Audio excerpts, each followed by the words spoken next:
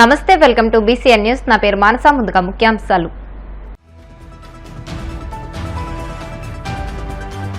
సముద్రంలో కలిసే నీళ్లు వాడుకుంటే అభ్యంతరం ఎందుకని ప్రశ్నించిన చంద్రబాబు. బనకచర్ల ప్రాజెక్టుపై గొడవలు చేసి ప్రజలను మభ్యపెట్టొద్దన్న సీఎం.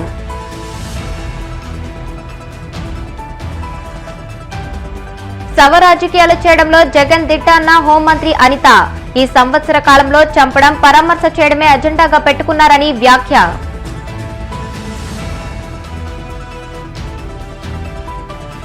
ప్రతి ఒక్కరి జీవితంలో యోగాను అంతర్భాగం చేసుకోవాలి.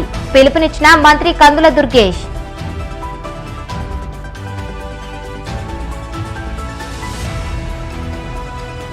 భీమవరంలో మద్యం మత్తులో యువకుల వీరంగం.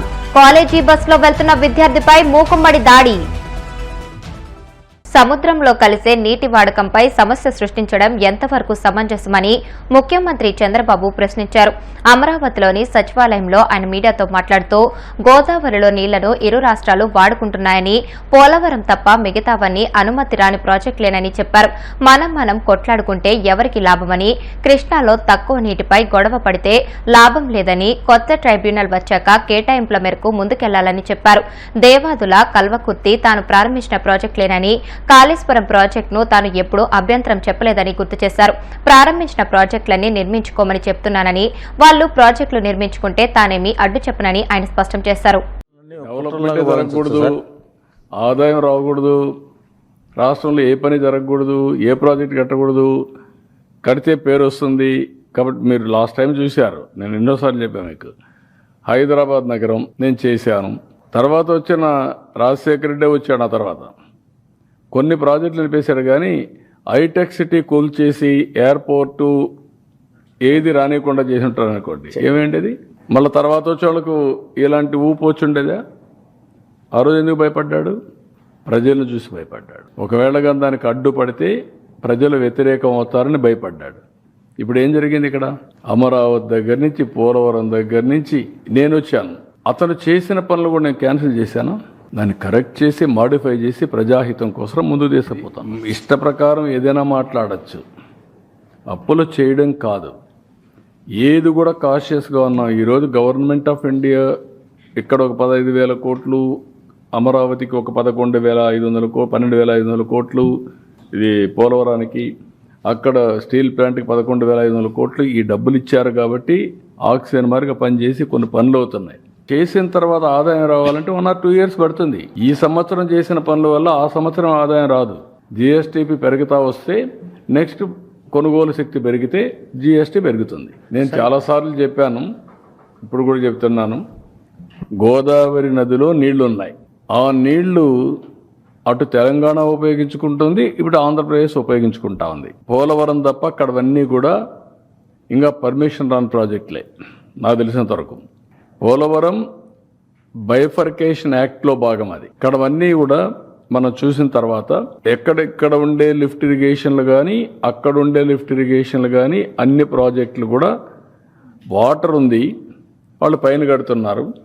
ఇక్కడ మనం ఏం చేస్తున్నాం అంటే ఇక్కడ నుంచి నీళ్లు ఇంకొక బేసిన్ తీసుకుపోతున్నాం, వాళ్ళు ఇంకొక బేసిన్ తీసుకెళ్ళారు. నేను చాలాసార్లు చెప్పాను ఈ విషయం. కంబైన్డ్ ఆంధ్రప్రదేశ్ నేనే చాలా ప్రాజెక్టులు స్టార్ట్ చేశాను, మీరు గుర్తుపెట్టుకోవాలి. ఈరోజు ఏదైతే ఉందో దేవాదులు నేను స్టార్ట్ చేసిన ప్రాజెక్టే. కల్వకుర్తి కృష్ణాపైన నేను స్టార్ట్ చేసిన ప్రాజెక్టే కల్వకుర్తి. SLBC సక్సెస్ అయిన తర్వాత కల్వకుర్తి స్టార్ట్ చేశాను. కృష్ణా మోడర్నైజేషన్ చేస్తామని చెప్పి 20 TMC సేవింగ్ చూపించి ఆ 20 TMC బీమాకి ఇచ్చాం క్లియరెన్స్కి. ఇట్లా ఆ రోజు సమైక్య ఆంధ్రప్రదేశ్ అప్పుడు దేవాదులు ఓపెన్ నేను చేసినప్పుడు ఈ పక్క పుష్కర, ఇంకొక ప్రాజెక్ట్ లిఫ్ట్ ఇరిగేషను తాడిపొడి, ఈ 2 లిఫ్ట్ ఇరిగేషన్ స్టార్ట్ చేశాను. ఇప్పుడు తర్వాత అంతమునుపు ఎల్లంపల్లి అన్నారు. ఎల్లంపల్లి పెద్ద కాంట్రవర్సీ అయింది, అసెంబ్లీలో పెద్ద పోరాడాం. 19 days పోరాడాం ఎల్లంపల్లి గురించి, కరప్షన్ గురించి. అది అయిన తర్వాత ఇప్పుడు కాళేశ్వరం వచ్చింది. కాళేశ్వరం వచ్చినప్పుడు నేను చెప్పాను, మీరు కట్టుకుంటున్నారు, ఇట్స్ ఓకే, ఎప్పుడు కూడా నేను అబ్జెక్ట్ చేయలేదు. పై నుండి వాటర్ వాడుకుంటే నష్టమా, కింద నుండి వాటర్ వాడుకుంటే నష్టమా అండి? ఇది సముద్రంలో పోయే నీళ్ళు వేస్ట్ అయ్యి సముద్రంలో పోతుంది. మీరు ఎక్కడ వాడుకుంటున్నారు? పైన నుంచి మీరు ఆ నీళ్లు వాడకపోతే ఎక్కడికి వస్తుంది?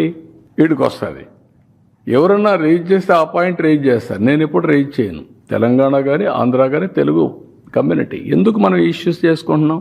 అమికబుల్గా ఇచ్చిపుచ్చుకునే ధోరణిలో సముద్రంలో పోయే నీళ్ళు మీరు వాడుతున్నారు, వాడండి. దానికి చట్టబద్ధ కావాలంటే గవర్నమెంట్ ఆఫ్ ఇండియాలో కూర్చొని మాట్లాడుకుందాం. అంతేగాని ఇష్యూ చేయడం ఎక్కడ లాజిక్ అంటున్నాను నేను. వైసీపీ అధినేత జగన్ ఈ సంవత్సర కాలంలో చంపడం, పరామర్శ చేయడమే అజెండాగా పెట్టుకున్నారని హోంమంత్రి అనిత వ్యాఖ్యానించారు.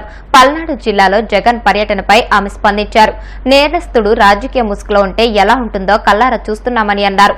గత ఏడాది జూన్లో నాగమల్లేశ్వరరావు చనిపోతే ఇప్పుడు వెళ్లి ఆయన కుటుంబాన్ని పరామర్శిస్తున్నారని విమర్శించారు. బెట్టింగ్లో డబ్బులు పోగొట్టుకుని ఆయన ఆత్మహత్య చేసుకుంటే ఆ నేరం పోలీసులపై వేశారని ఆక్షేపించారు. జగన్ పర్యటనలో రెచ్చగొట్టే విధంగా ఫ్లెక్సీలు పెట్టారని, శవ రాజకీయాలు చేయడంలో జగన్ దిట్ట అని ఆమె దుయ్యబట్టారు. సందర్భాల్లో చెప్తుంటాం, ఒక నేరస్తుడు రాజకీయ ముసుగులో ఉంటే ఎలా ఉంటుందో లాస్ట్ 5 సంవత్సరాలు అతని అడ్మినిస్ట్రేషన్ చూసాం, జగన్మోహన్ రెడ్డి అడ్మినిస్ట్రేషన్ చూసాం. అట్ ద సేమ్ టైం ఈరోజు ఒక ప్రతిపక్ష పార్టీ ఓన్లీ ప్రతిపక్ష హోదా లేని ఒక ప్రతిపక్ష పార్టీకి ఆయన ఆధిపత్యం వహిస్తూ ఈరోజు మరి ఈ సంవత్సర కాలంలో కూడా ఒక ఎజెండా పెట్టుకున్నాడు, చంపడం, పరామర్శ చేయడం.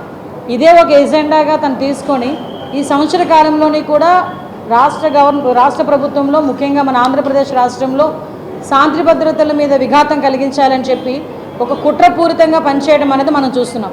ఫర్ ఎగ్జాంపుల్ ఈరోజు సంఘటన లాస్ట్ టైం మనం చూసుకున్నాము, హెలికాప్టర్లో అక్కడ అనంతపురంలోని దిగి అక్కడ హెలికాప్టర్లో ఏదో ఇన్సిడెంట్ జరిగిందని అదొక రచ్చ చేయటం. అదేవిధంగా మొన్న రీసెంట్గా పొదిలి వెళ్ళి పొగాకు రైతులను పరామర్శిస్తున్నానని చెప్పి అక్కడ ఒక సీన్ క్రియేట్ చేయటం, ఆఖరికి పోలీసుల మీద, మహిళల మీద కూడా రాళ్ళు రువే పరిస్థితి కనిపించటం. ఈరోజు మళ్ళా తిరిగి ఒక బెట్టింగ్లోని అంటే అతను తాలూకా ఎక్కువగా ప్రమోట్ చేయడం వల్ల మళ్ళీ 24లోని కూడా వైఎస్ఆర్సీపీ గవర్నమెంట్ వచ్చేస్తుంది అని అనేకమైన సర్వేలు చూపించడం వల్ల వాళ్ళ కార్యకర్తలే సుమారుగా 10 కోట్ల వరకు బెట్టింగ్లు కట్టుకొని ఆ బెట్టింగ్లో డబ్బులు అప్పులు పాలైపోయి అవి తీర్చుకోలేక ఆత్మహత్య చేసుకుంటే దాన్ని కూడా పోలీసుల మీదకి నెట్టే నెట్టేస్తూ ఈరోజు సంవత్సరం తర్వాత అంటే సుమారుగా జూన్ 9వ తారీఖున చనిపోయిన వ్యక్తి, జూన్ 6వ తారీఖున పురుగుల మందు తాగి జూన్ 9వ తారీఖు ఇంచుమించుగా చనిపోయిన నాగమల్లేశ్వరరావు గారి కుటుంబాన్ని ఈరోజు పరామర్శించడం చూస్తూ ఉంటే అతను ఎలాగ లా అండ్ ఆర్డర్ని విఘాతం కలిగించడానికి ప్రయత్నం చేస్తున్నారు, ఎలాగ జనాల్లో తన తాలూకా ప్రచార దాన్ని ఏమంటారంటే ఆకాంక్షతోని ప్రజలు ఎలా ఇబ్బంది పెట్టాలని చూస్తున్నారని సంగతి చాలా క్లియర్గా చూసాం. చాలా క్లియర్గా వీళ్ళందరూ కూడా పర్మిషన్కి వెళ్తే సభ ఏర్పాటు చేయాలంటే ఒక 7 రోజుల ముందు పర్మిషన్ పెట్టాలి. కానీ వీళ్ళు 3 రోజుల ముందు మాకు ఎలా పర్మిషన్ కావాలి అని ఏర్పాటు జరిగినప్పుడు చాలా క్లియర్గా పోలీస్ డిపార్ట్మెంట్ వాళ్ళు చెప్పారు, ఏదైతే ఆ విలేజ్ ఉందో రెంటపల్లి విలేజ్ ఉందో ఆ విలేజ్ చాలా ఆ నేరో రోడ్డు, అంటే వాళ్ళ ఇంటికి వెళ్ళే రోడ్డు 10 అడుగుల రోడ్డు, వెళ్ళడం రావడం కూడా ఎంట్రీ ఎగ్జిట్ ఒకే రోడ్లో ఉంటాయి. కాబట్టి ఒక Z+ సెక్యూరిటీ అనే వ్యక్తికి మేము సెక్యూరిటీ ఇచ్చేటప్పుడు మీరు ఎక్కువ మందిని మొబిలైజ్ చేసి తీసుకొచ్చినప్పుడు 30,000-40,000 మందిని తీసుకొచ్చేటప్పుడు ఇబ్బంది కలుగుతుంది. సో అటువంటి సందర్భంలో మేము కొంచెం ఇబ్బంది పడతాం కాబట్టి మీరు అన్ని వెహికల్స్ కాదు, మీ క్యాన్వాయ్తో పాటు ఒక 3 వెహికల్స్ ప్లస్ ఒక 100 మంది మీరు నిజంగా అతను పరామర్శించాలనుకుంటే ఈ రకంగా పరామర్శించండి అని ఎస్పీ గారు, సాక్షాత్ ఎస్పీ పల్నాడు ప్రెస్ మీట్ పెట్టారు, వాళ్ళకి నోటీసులు కూడా ఇచ్చున్నారు. అప్పటికప్పుడు అతను క్యాన్వాయ్ గుద్దిన ఒక దళితుడికి చనిపోతే కనీసం దాని మీద ఖండించిన పరిస్థితి కాదు కదా, కనీసం పరామర్శిస్తున్నట్టు కానీ ఎటువంటి దాని మీద ఎటువంటి ఒక వాయిస్ కూడా రాలేని పరిస్థితి. కనీసం క్యాన్వాయ్ ఆపలేదు. అరే సంవత్సరం ముందు చనిపోయిన వ్యక్తిని పరామర్శించడానికి వెళ్తున్నప్పుడు అప్పటికప్పుడు ప్రాణం పోయి రోడ్డు మీద ప్రాణం పోయింది. కనీసం అతను కనుక వెంటనే తీసుకెళ్లి హాస్పిటల్లో జాయిన్ చేసి ఉంటే అతను బతికేవాడేమో. హిట్ ఇచ్చిన పక్కకు లాగేసే పరిస్థితి. మళ్ళీ పోలీసులు చూసుకుని వాళ్ళని 108లోకి తీసుకెళ్తే అక్కడ చనిపోయిన పరిస్థితి. అంటే ఒక ప్రాణానికి విలువ లేదు, పోయిన ప్రాణం మీద రాజకీయం చేస్తున్నాడు. ఇక్కడ క్లియర్గా మనం అర్థం చేసుకోవాలి అతని తాలూకా సైకో మెంటాలిటీ. మేము పదే ఇంతకు ముందు అతను అధికారంలో ఉండేటప్పుడు సైకో అంటే చాలామంది మమ్మల్ని తిట్టారు. కొంతమంది ఏంటంటే అలా అంటారేంటి, సీఎం కదా అన్నారు. ఎస్, అతను చేసిన పనులు అలా ఉన్నాయి కాబట్టి ఈరోజు ఎక్కడైనా అంటే ఈ పదం నేను చెప్పాలి, ఒక బెట్టింగ్లోని ప్రాణం పోయిన వ్యక్తికి సంబంధించిన ఒక విగ్రహ ఆవిష్కరణకి ఒక ఎక్స్ సీఎం వెళ్ళటం నాకు తెలిసి ప్రపంచంలో ఫస్ట్ టైం అయి ఉంటుంది. ఇలాంటి సంఘటన ప్రపంచంలోనే ఫస్ట్ టైం అయి ఉంటుంది. జూన్ 21న రాష్ట్ర ప్రభుత్వం అత్యంత ప్రతిష్టాత్మకంగా నిర్వహిస్తున్న అంతర్జాతీయ యోగా దినోత్సవానికి విశాఖ బీచ్ రోడ్లో సర్వం సిద్దమయ్యాయని మంత్రి కందుల దుర్గేష్ పేర్కొన్నారు. 11వ అంతర్జాతీయ యోగాంధ్ర 2025 దినోత్సవాన్ని పురస్కరించుకుని పెందుర్తి నియోజకవర్గంలోని జనసేన పార్టీ కార్యాలయంలో ఏర్పాటు చేసిన ఉమ్మడి ఎన్డీఏ మహాకూటమి నాయకుల సమావేశంలో మంత్రి కందుల దుర్గేష్ పాల్గొన్నారు. ఈ సందర్భంగా యోగా ఆవశ్యకతను, యోగా దినోత్సవ ఏర్పాట్లను వివరించారు. యోగా ప్రతి ఒక్కరి జీవితంలో అంతర్భాగం కావాలని ఈ సందర్భంగా మంత్రి పిలుపునిచ్చారు. స్థానిక శాసనసభ్యులు సీనియర్ నాయకులు రమేష్ బాబు గారి ఆధ్వర్యంలో 21వ తారీఖున జరిగినటువంటి ప్రధానమంత్రి గారి అంతర్జాతీయ యోగా దినోత్సవం సందర్భంగా ఏ రకంగా కార్యక్రమాన్ని నిర్వహించాలి, అదేవిధంగా విశాఖపట్నం బీచ్లో జరిగేటువంటి 5 లక్షల మంది యోగా కార్యక్రమంలో విద్యుత్ నుంచి సమానమై 47,000 మంది ఇక్కడి నుంచి వెళ్ళేదానికి అవకాశం ఏర్పడుతూ ఉంది.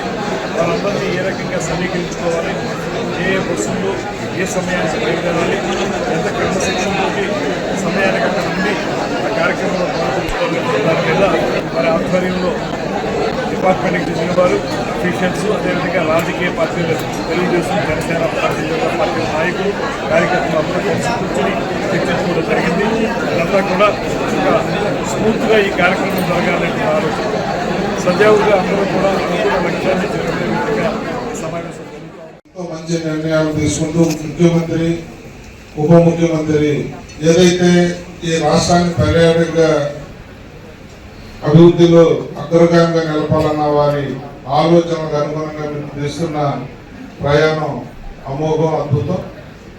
తప్పకుండా పర్యాటక రంగం కూడా విశాఖలో మీ మార్పు కనపడుతుంది, ఇంకా కనపడాలని చెప్పి ఆశిస్తూ మనందరికీ కూడా ఈ కార్యక్రమాలు చాలా మనం ఏదో ప్రభుత్వం ఇచ్చింది చేస్తున్నాము అయిపోయింది వెళ్ళిపోతున్నాం అని కాదు.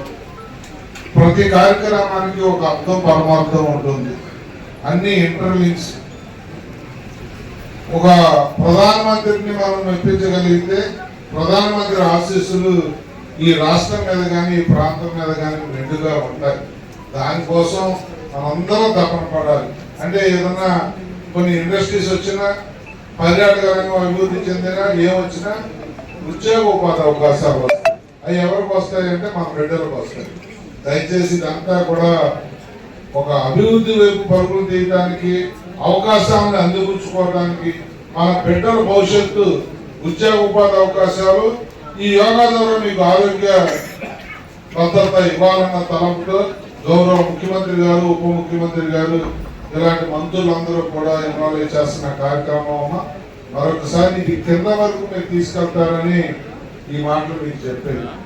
ఎవరైతే మీకు అప్పచెప్పిన బాధ్యత వాళ్ళని కూడా మోటివేట్ చేయాలని చెప్పి మనస్ఫూర్తిగా కోరుకుంటూ, మరి ఇప్పుడు మేము వెళ్ళిన తర్వాత మీరు కూడా మండల స్పెషల్ ఆఫీసర్ మీరు అందరూ కూర్చుని, మా వాళ్ళు కూడా ఉంటారు, కూర్చుని మీరు పోస్టింగ్లన్నీ కూడా లిస్టు ఫైనలైజ్ చేసి, నేను దీనిపైన ఒక 20 మందిని పెట్టుకున్నాను. పశ్చిమ గోదావరి జిల్లా భీమవరంలో మద్యం మత్తులో యువకులు వీరంగం సృష్టించారు. ఓ ప్రైవేట్ కాలేజీ బస్సులో వెళ్తున్న విద్యార్థిపై యువకులు మూకుమ్మడిగా దాడి చేశారు. అనంతరం యువకులు నడి రోడ్డుపై వెక్కిలి చేష్టలు, డాన్స్లు చేస్తూ దుర్భాషలాడారు. యువకులు సృష్టించిన అలచడికి వాహనదారులు భయభ్రాంతులకు గురయ్యారు. విద్యార్థిపై దాడి దృశ్యాలు సోషల్ మీడియాలో వైరల్ అవుతున్నాయి. గురువారం సాయంత్రం నారాయణ కాలేజీ విద్యార్థులు బస్సులో వెళ్తుండగా ఆకతాయిలు ఓ విద్యార్థిని కొట్టారు. దీంతో ఆ విద్యార్థి బస్సు దిగి వచ్చి తనను ఎందుకు కొట్టారని ప్రశ్నించారు. దీంతో ఆకతాయిలందరూ ఆ విద్యార్థిపై మూకుమ్మడిగా దాడి చేసి దుర్భాషలాడారు.